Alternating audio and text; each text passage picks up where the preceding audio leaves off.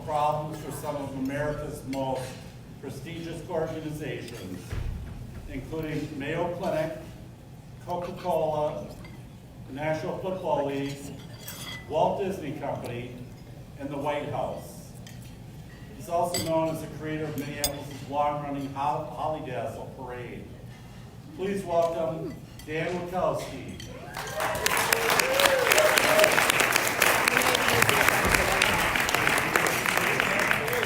Hello, how are you? Hello, Dan. We'll use the microphone in just a moment. Blandin asked me, the Blandin Foundation actually asked me if we could talk a little bit about community branding. And of course, the point is, if you're a large community or a small community, you can really pull some amazing things. Oh, it's a balloon, that's why, yes.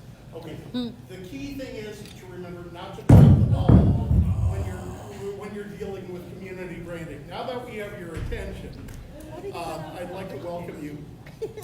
But before we get too far, I'd like everybody to take notice. This may seem like a Minnesota get-together. However, this evening, we're fortunate to have a very important international guest with us. He's serving dinner for us this evening. Ladies and gentlemen, Vladimir Putin.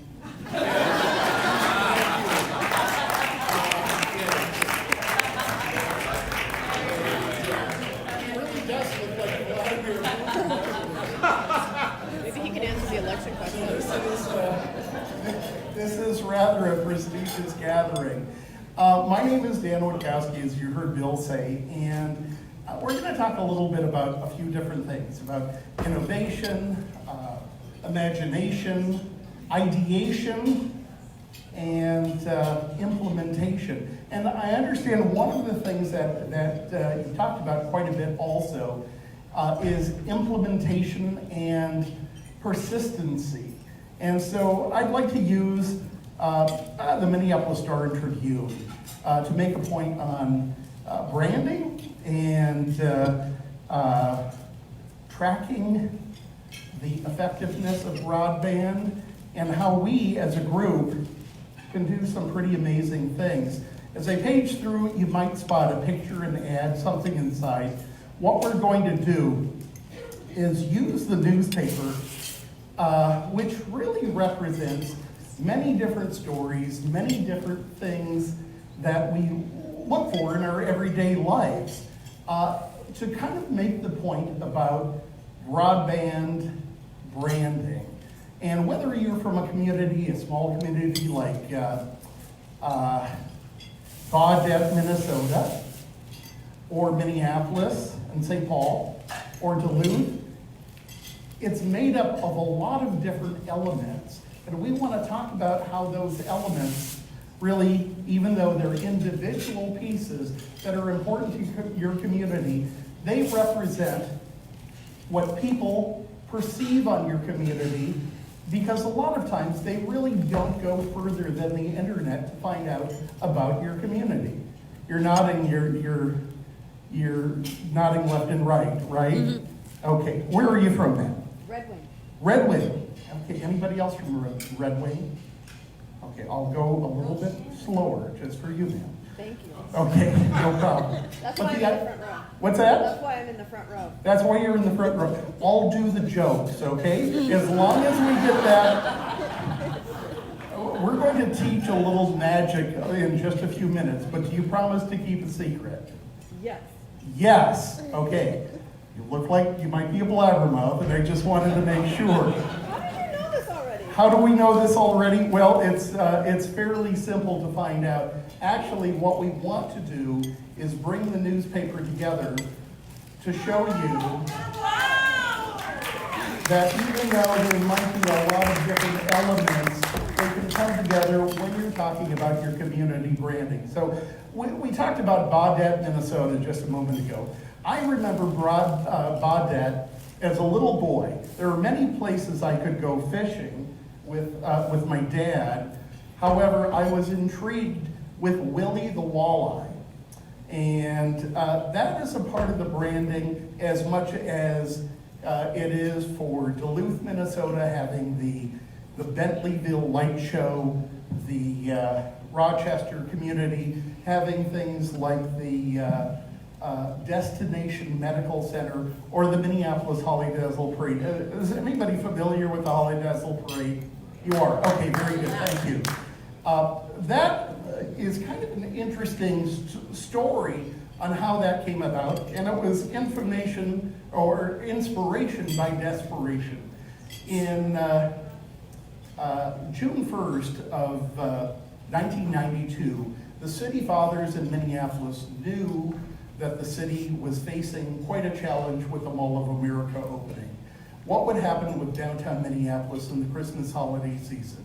Certainly they could run sales, they could have special events, but what would draw people to downtown Minneapolis? Stu Wittes, who is president of, or head of marketing for Dayton Hudson Corporation, met with the city fathers, and they decided to create a parade, but not just one parade over one night, but something that would last between Thanksgiving and Christmas every single night of the week, only 30 minutes long because it was awfully cold out, but something that would bring families downtown, say Minneapolis is a great place to shop, it was safe, people could visit the 8th floor auditorium at Dayton's and have a shopping, dining, and in some cases, hotel experience. That is what we did to brand the city at on the critical fourth quarter time in downtown Minneapolis. I'd like to try something. Is there somebody in the audience who may have a $100 bill? Please, not all at once. Is there somebody, let's make it simple. Is there somebody who has a $20 bill? A $20 bill is fine. Not all at once. Oh, there's a gentleman who's leaving. Apparently, we would be happy with pocket change. Do you, ma'am? Oh, ma'am, you're very, you're willing to volunteer. Oh, meet you halfway. Why don't you come up on stage? She didn't go to deal with Sal, she'd know better. So Jill Edmondson, and you're with West Central Initiative. Is that very good? Is that a co-op, Jill? Is that a co-op? It is not. It is not. What is it? It's a foundation. Okay, and so you're like Blandin and participating in the various broadband initiatives as well. Is that correct? Very good. Here's what we're going to do, Jill. We're going to give you a chance in just a moment to win that $20 bill back. I can tell you're excited. Go, Jill. Okay. Jill, just to make sure, what we'll do, we'll tear off a corner, and we want you to keep it for safekeeping. Is that fair enough? Very good. The new bills have filaments in them, so they're a little more difficult to tear than the previous ones. And we're going to take the bill and place it into an envelope. I think I have it right over here. So, Jill, what I'd like you to do, could you stand right over here? Do you work with any internet service providers? You do. That's the correct answer, Jill. Are you familiar with CenturyLink? Yes. Okay. Well, we talked about branding earlier. I have got a question on branding. What century? Oh, okay. Yeah, sorry. Obviously, we have some people here from some of the competition. Jill, what we're going to do, like I mentioned, is give you a chance. I have several envelopes. We're going to give you a chance to win your $20 bill back. Is that fair enough? Okay. You're all for this, right? What part of the state are you located in, Jill? West Central Minnesota. Where is that exactly? And what is that near, Jill? It's a bump between North and South Dakota on the side of the state where the 9 counties are. Okay, very good. The questions get easier as we continue. Do you know, do you have several companies who provide broadband in that area? You do. May I ask their names? We have a lot of cooperatives. Cooperatives. Broomstone, Runestone, okay. Does anybody provide fiber at this point? Yes. Okay, very good. What we're going to do, Jill, enough questions here. We're going to mark the envelopes 1, 2, 3, and 4. And we're going to give you a choice to choose, 4, I'm sorry, we forgot 3. 3, we're going to give you a choice after I mix these up a bit to select any one of the envelopes, 1, 2, 3, or 4. Does that sound fair, Jill? You're not terribly excited. Okay, what number would you like to use? We have 3, the number 3. We're going to give you the envelope marked, here it is, number 3 in just a moment. Do I have your permission to use the remaining envelopes any way I see fit? Yes. Terrific, Jill. Okay, what we're going to do is we have a small pan here, and we're going to ignite these envelopes momentarily. Flambe. I hope we're not under the proper things. Jill, in just a moment, I'm going to have you tear open your envelope. But before that, in case you're not exactly sure about, go ahead and tear open the envelope. On the table, you'll see right in front of you, we have 3 oranges. I'm going to ask our friend from earlier, Sharon, I'm going to have you select any 2 of the oranges. A lot of pressure. Go ahead. Very good. 2, very good. That leaves 1 here. And give me 1 back, please. Very good. Have we arranged anything in advance? No. We're going to give you the remaining orange. Tear open the envelope. You're going to find on the inside your $20 bill.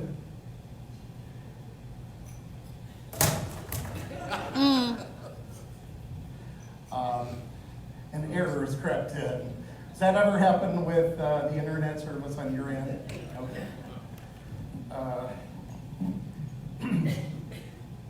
Allow me to try one thing. Do you still have your orange? It is?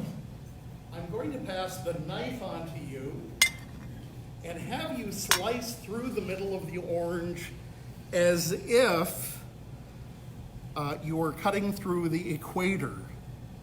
Just slice through. Your name is? Anne. Anne. Very good, Anne. And I see you're streaming as well. Mm-hmm. Okay. If you hit a core, that's fine. Okay. Separate the 2 halves. I don't care to touch the orange. What did you find on the inside? And would you take that $20 bill? I don't want to touch it. Try it with Jill. See if the corner matches. And if it does, Jill and Anne will have a thunderous round of applause. Indeed it does.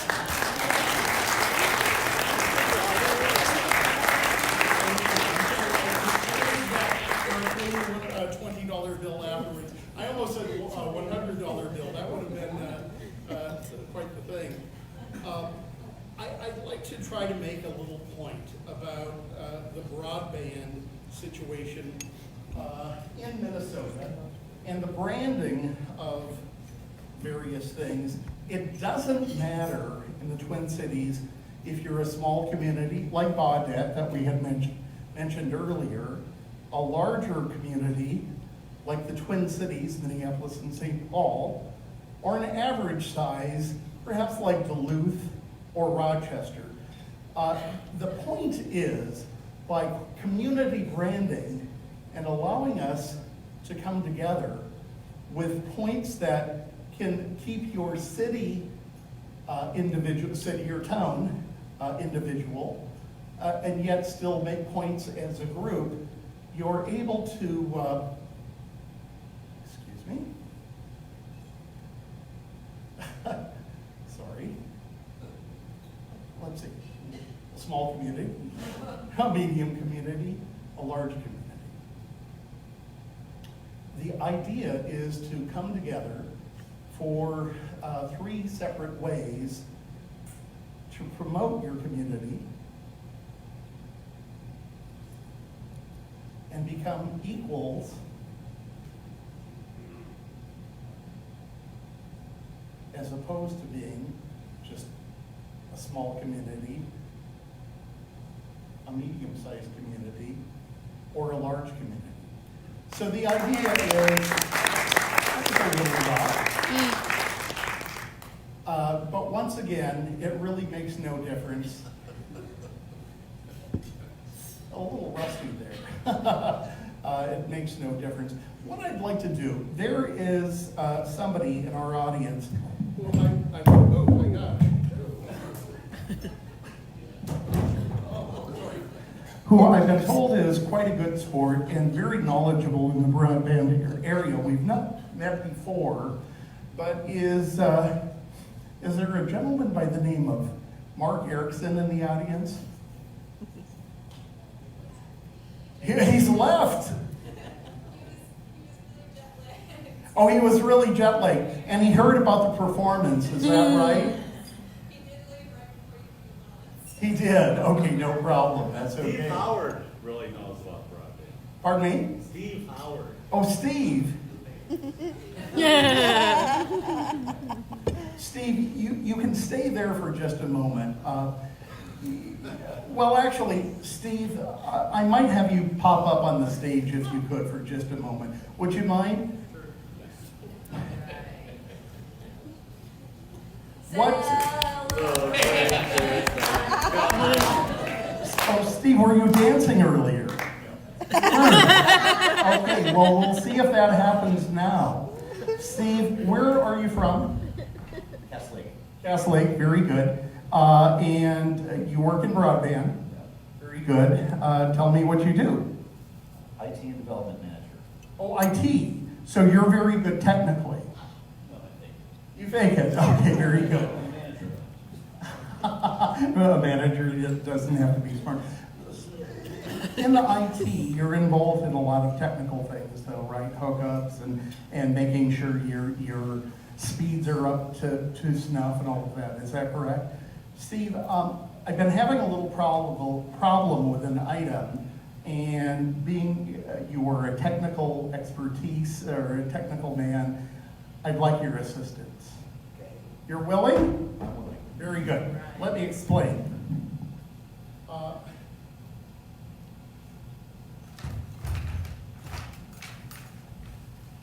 We have a small device that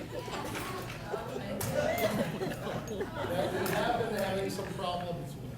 Now, the last particular effect was a little rusty, obviously. Excuse me for standing in front of you for just a moment, Steve. This one, I hope, will not be rusty. Let me explain. You had a tetanus shot? Okay, very good. You see, you probably realize we borrowed this from the kitchen. An item goes in the center area.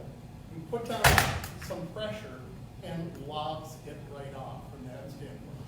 You've heard of people cutting the cable. Let me show you. Steve, how did you know? This used to belong to a rabbi, Steve. His motto was, "It won't be long now." Anyway, so the idea is, well, you get the idea. Okay, Steve, you're probably wondering what we're going to do. Not too much, huh? You kind of have the idea figured out.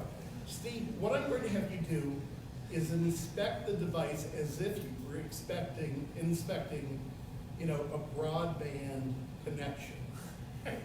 You might want to get on your knees, Steve, and take a closer look. Okay.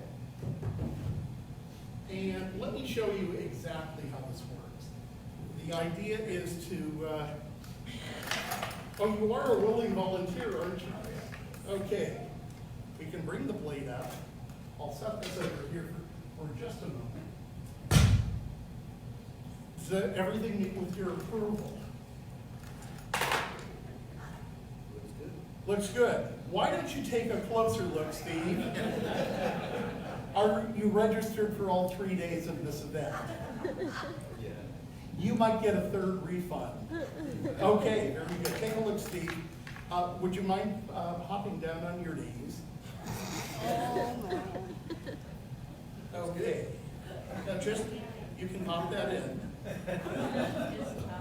And just to make sure you don't change your mind, what we're going to do is, now this has actually been requested.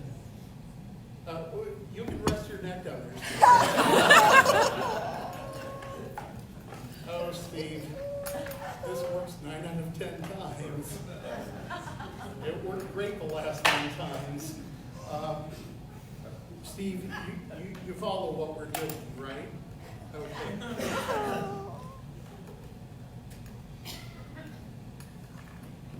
We're going to snap you in place. At the count of 3, we're going to put the blade in the stocks. But just to make sure everything is working fine, we're going to add one thing to it, Steve. Are you ready? Ready. Okay. At the count of 3. You're sure you're ready, Steve? Ready. Okay, here we go. 1, 2, 3 weeks ago, we had one small issue. Here, just a second. Okay. Okay. Watch me bank it in. Okay. At the count of 3. 1. Are you set? Give us a nod. He is such a willing volunteer. 1, 2, 3. There goes the blade. There goes the stocks. And there goes Steve.